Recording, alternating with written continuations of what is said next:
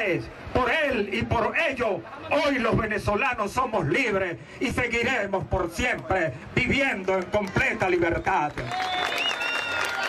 Pero digamos también que si Páez fue grande y victorioso en el campo militar, tanto o más lo fue después de la batalla de Carabobo como ciudadano y como presidente de la República, ya que a él le debe Venezuela su fundación basada en el republicanismo, en el constitucionalismo, en el civilismo y en la democracia plena, porque Páez era un demócrata a carta cabal. Como lo tildaban de inculto, Páez se cultivó máximamente, se dedicó a la lectura de los clásicos, al aprendizaje del inglés, del francés y del italiano. Tradujo al castellano la obra El arte de la guerra de Napoleón Bonaparte.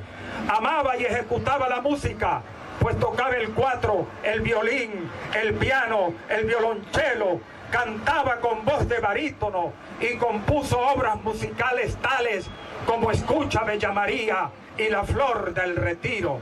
Leyó a William Shakespeare, dramatizó e interpretó muchos de sus principales personajes como Otelo en su casa de Valencia. Por ello, Páez está considerado como el precursor del teatro en nuestro país y es el único exmandatario de la República que ha escrito sus memorias. Como presidente del país, trazó e inició la apertura del camino de su desarrollo integral y dio comienzo a su consolidación como un verdadero Estado. Construyó carreteras en Venezuela, fomentó importantes obras y servicios públicos, constituyó grupos de amigos y fundaciones para el progreso y crecimiento de Venezuela en diversas áreas y especialmente en la agricultura. Decretó la emigración de canarios con oficio de agricultores y durante su gobierno se estableció la colonia Tovar con emigrantes alemanes. Fundó la Escuela Militar y la Academia de Matemáticas en la Universidad de Caracas.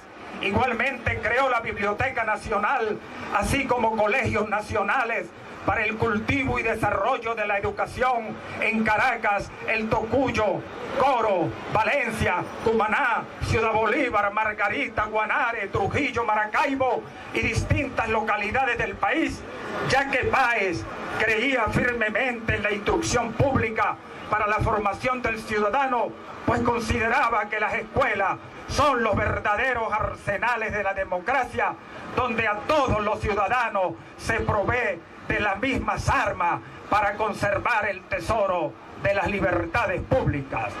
Como ciudadano y como presidente de la República, Páez fue respetuoso y cumplidor de los principios y normativas de la Constitución Nacional, en especial de la del año 1830, que bajo su influjo como máximo líder de Venezuela discutió y aprobó la Asamblea Nacional Constituyente.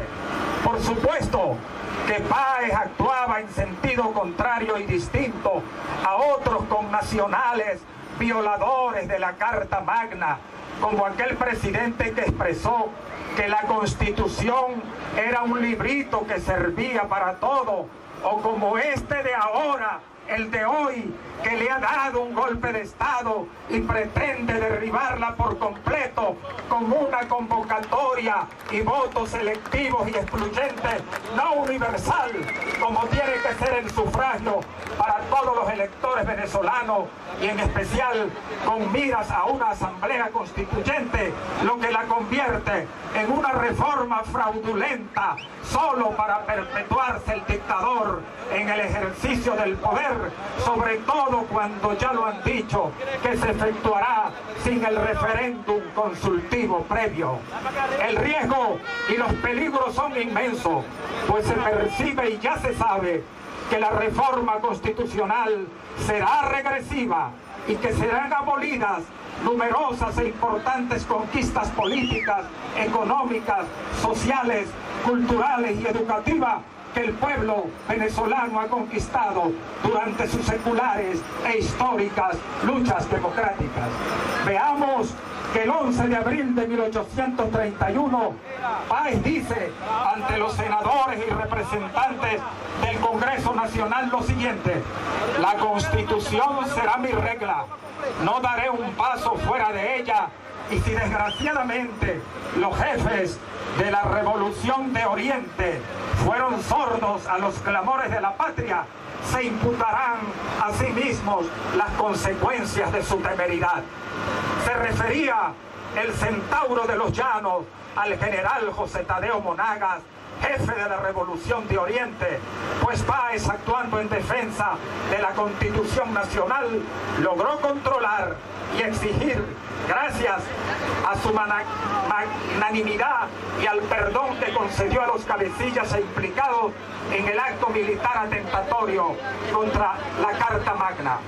En su autobiografía expresa Páez, cito: ya hemos visto que 14 generales y más de 30 jefes distinguidos por su patriotismo durante la Guerra de Independencia se convirtieron después en facciosos que en son de pedir reformas perturbaron la tranquilidad pública.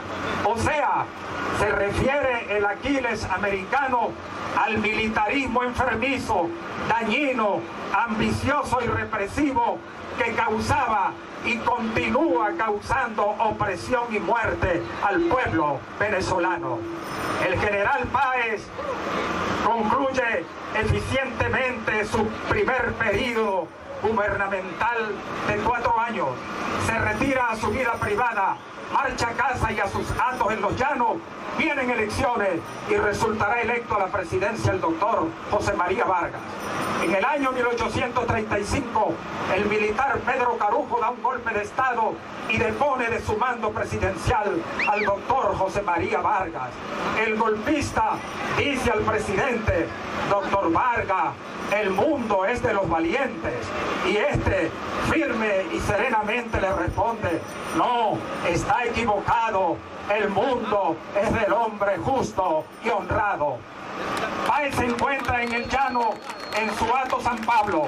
Allá lo visita una comisión de notables ciudadanos procedentes de Caracas, quienes le informan del golpe de Estado ejecutado por Pedro Carujo y le piden su pronta intervención en defensa de la Constitución. Páez, investido de autoridad otorgadole por el Congreso Nacional, reúne a peones y ganaderos, a propietarios de hatos y fundos, a gente del pueblo, a comerciantes, a jóvenes venezolanos, a los hombres afectos a la legalidad, y cabalga en busca de los golpistas. Con ellos se enfrenta en combate en las cercanías de Puerto Cabello y los vence a todos. Allí cae prisionero y gravemente enfermo Pedro Carujo, a quien Páez envía a Valencia, en donde muere a consecuencia de las heridas recibidas este indisciplinado y golpista militar. De modo que seguidamente Páez trajo a Venezuela al depuesto presidente doctor José María Vargas desde Saint Tomás, a donde lo habían enviado los golpistas, lo repuso en la silla presidencial y de esa manera rehizo el hijo constitucional roto, este hijo del Estado portuguesa. Por esta favorable acción, el Congreso Nacional otorga a Páez el título honorífico de esclarecido ciudadano y una espada de oro con la leyenda: al ciudadano esclarecido, defendiendo la Constitución y leyes de su patria, la representación nacional de 1836. Posteriormente, en el año 1837, los hermanos Juan Pablo y Francisco Farfán, antiguos lanceros del general Páez durante la Guerra de Independencia, instigados y liderados por José Tadeo Monagas, se alzan en armas y lideran la llamada Revolución de la Reforma. Nuevamente irrumpe en Venezuela el militarismo insurreccional en contra de la constitucionalidad y la legalidad, alterando la paz y la tranquilidad pública. El Poder Ejecutivo decretó la formación de un ejército bajo las órdenes del general Páez para actuar en contra de los insurrectos. Páez salió en su búsqueda, los persiguió y apenas con 60 de sus hombres mejores remontados se enfrentó a los facciosos cerca de San Juan de Payara, estado Apure, y en un combate heroico, dice Páez en su autobiografía, que comparable a la batalla de las Queseras del Medio, los venció a todos. Allí murió Juan Pablo Farfán, así como un hermano y un tío suyos, y Francisco escapó porque se dio a la fuga gracias a los cascos de su caballo. Por este facto, José Antonio Páez y sus triunfantes guerreros recibieron el histórico sobrenombre honorífico que les dio el Congreso Nacional de Leones de Payara. De modo que Páez fue protagonista de otra acción defensiva de la Carta Magna, con lo cual enriqueció su prestigio personal y su liderazgo nacional. No otra cosa podía ser un militar de su dignidad y jerarquía, incapaz de mancillar el decoro y las armas de las Fuerzas Armadas, cuya misión no es otra que la defensa de la soberanía e integridad territorial de Venezuela. Así pues, señoras y señores, que este fue José Antonio Páez, repito, un hombre obediente en el cumplimiento de la Constitución Nacional. Siendo militar, fue respetuoso de la Carta Magna y partidario de la preponderancia y supremacía del fuero civil sobre el militar, consagrada en la Carta Magna de 1830. Ya Páez hoy no vive, pues durmió el sueño eterno, y por ello es que muchos lo ofenden y lo vituperan, en lugar de dejarlo tranquilo en la paz de la muerte y en la tranquilidad de la inmortalidad. Pero el pueblo dice que si Páez viviera, estaría actualmente luchando en las calles de Venezuela al lado del pueblo en defensa de la libertad y la Constitución Nacional. Un hombre de su talla moral, de su intelecto, de su valentía y dignidad personales, militares y políticas, no osaría tolerar el golpe de Estado que han dado a la Carta Magna. Por ello, general José Antonio Páez, hoy el pueblo se concentra al pie de tu estatua ecuestre y te contempla sobre tu caballo encabritado, enarbolado el filo de tu heroica lanza, para al rendirte merecido homenaje y reconocimiento, expresarte estas sentidas y patrióticas palabras. Venezuela está sangrante y herida por el golpe que han dado a su Constitución. Le arrebataron sus facultades y funciones de control público a la Asamblea Nacional. Acabaron con la autonomía e independencia de los poderes públicos. Cercenaron y continúan cercenando los derechos humanos de los venezolanos. Nuestro país está viviendo una terrible hora aciaga, pues han demolido sus cimientos democráticos y pretenden destruir su Estado republicano y civilista que usted, Páez, ayudó a forjar.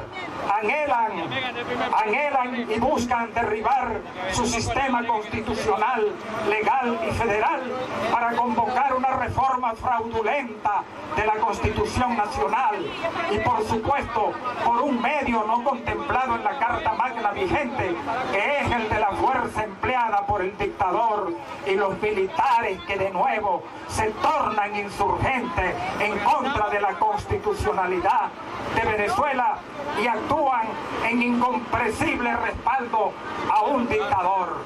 Por cierto, que esa Carta Magna, aprobada hace apenas 17 años, al gusto y al antojo de quien dicen los insurrectos reformistas que fue su comandante eterno, ya la quieren reformar y entonces buscan establecer un sistema político regresivo, trasnochado, obsoleto y hegemónico que fracasó en Rusia y también en Cuba, a cuya nación caribeña esclavizó por completo hace medio siglo.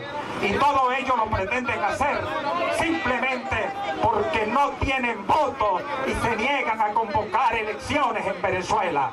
La pretendida reforma constitucional es un fraude legal y carece de legitimidad, ya que los reformistas, entre tantas de sus violaciones legales, dicen que se hará sin referéndum consultivo previo. El Consejo Nacional Electoral la está impulsando bajo un manto de clandestinidad y ocultamiento al pueblo venezolano, en quien reside el poder soberano, lo cual constituye una alta traición.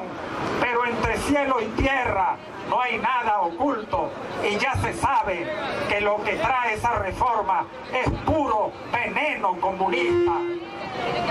Con esa ilegítima reforma pretenden implantar el comunismo absoluto y abolir el derecho de propiedad privada, de modo que nadie será dueño de nada en Venezuela.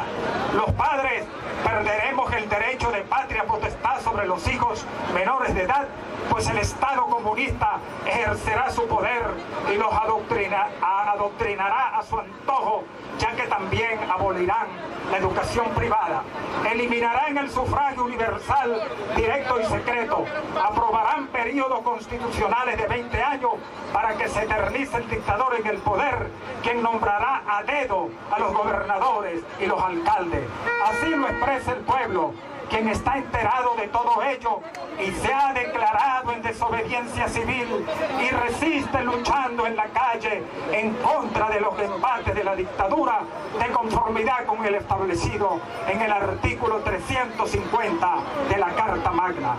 El pueblo lo dice muy claro en sus marchas, concentraciones, plantones y caminatas. Quieren destruir la Constitución Nacional porque no tienen apoyo popular ni votos y saben que en cualquier elección serán aplastados contundentemente por el pueblo soberano. Lo que han conquistado es el odio y el rechazo abrumador de las grandes mayorías de venezolanos. Han acabado con Venezuela y sus recursos, la arruinaron, la empobrecieron, han destruido nuestra democracia y al Estado de mayor potencialidad y riquezas naturales sobre el planeta. Lo único que han creado es escasez, desabastecimiento de alimentos, de materias primas, de bienes y servicios para la agricultura y la ganadería, porque la agricultura este año en Portuguesa fracasó por completo, según me lo han dicho unos dirigentes agropecuarios del municipio Turén. De materiales de construcción, de medicamentos, y los venezolanos mueren a mengua por falta de comida y de medicina. Destruyeron nuestra economía y crearon la mayor hiperinflación del mundo. La corrupción administrativa, el latrocinio público y el narcotráfico son hoy los grandes males nacionales. Así lo pregona el pueblo. El pueblo lo sigue diciendo: no nos van a gabonizar, no nos van a cubanizar, no, porque luchamos y continuaremos luchando. Estamos en la calle en plan de lucha. La lucha será hasta el final, pues no dejaremos enfriar la calle.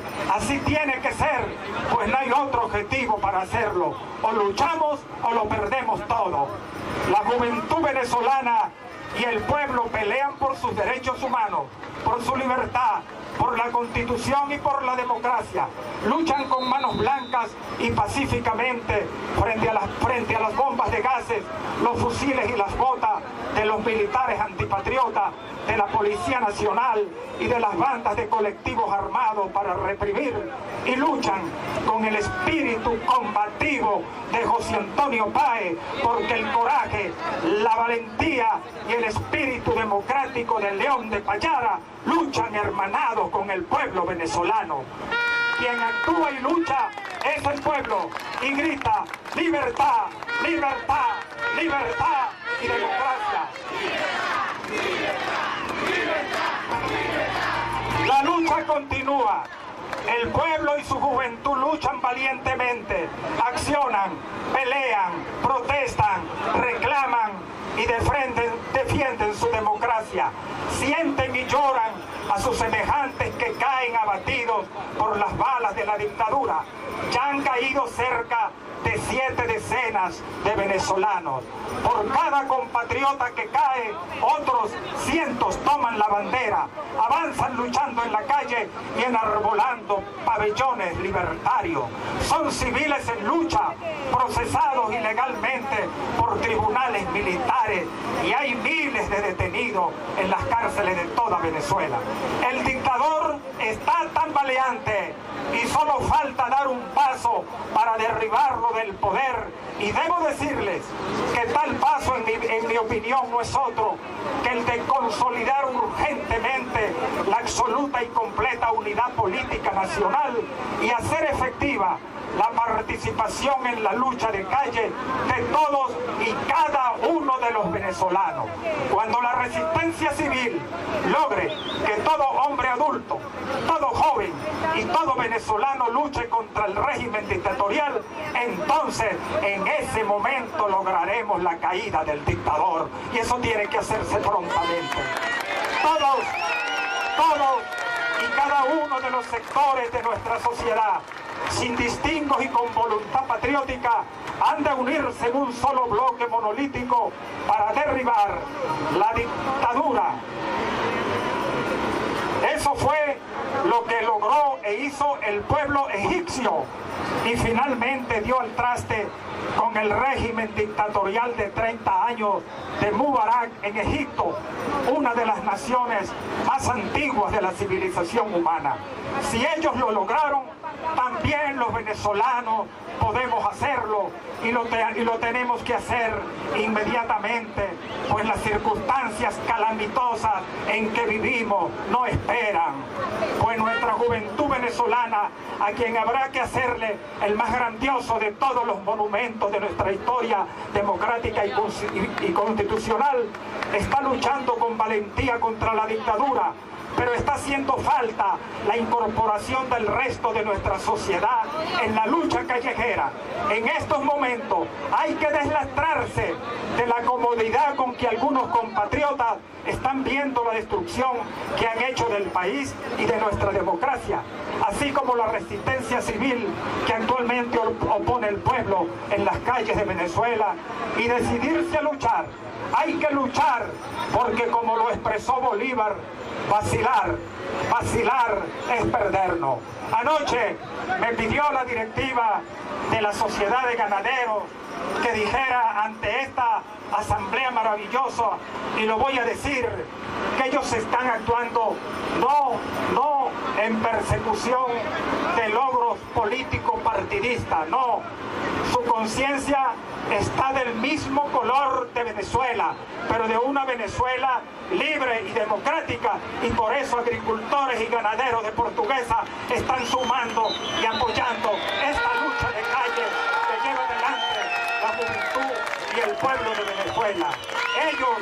Ellos anhelan, ellos desean, los agricultores y los ganaderos, que de sus cenizas Venezuela se levante como una ave fénix y emprenda vuelo libertario desde allá, desde el extremo oriente del país, desde la ciudad de Cumaná, en donde nació el mariscal Antonio José de Sucre, y avanzando con esfuerzo vencedor como el ejército de los bravos de Páez, por montes, por llanuras y por valles de Venezuela, se pose allá en Mérida, en la cima del Pico Bolívar, que lleva el nombre del más ilustre y el más grande de los caraqueños de todos los tiempos, Simón Antonio de la Santísima Trinidad Bolívar, y que obté desde allá la libertad, simbolizado en el amarillo, en el azul y en el rojo, que son los colores de la libertad de un pueblo que nació libre y seguirá libre gracias al ejemplo que Caracas nos dio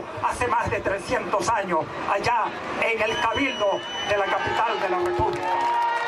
Así pues que luchemos, los invito a la lucha, porque si no lo hacemos, nadie lo hará por nosotros.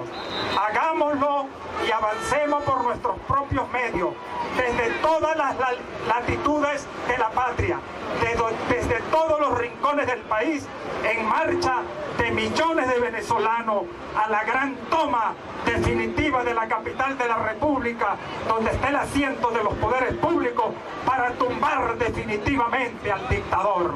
Así lo dice el bravo pueblo venezolano, siguiendo el ejemplo que Caracas dio. Gloria al bravo pueblo. ¡Viva Páez! ¡Viva la juventud que lucha! ¡Viva el pueblo de Venezuela! Y arranquemos con esta caminata triunfante por las calles y avenidas de Araure y de Acarigua. Queremos una patria libre, libre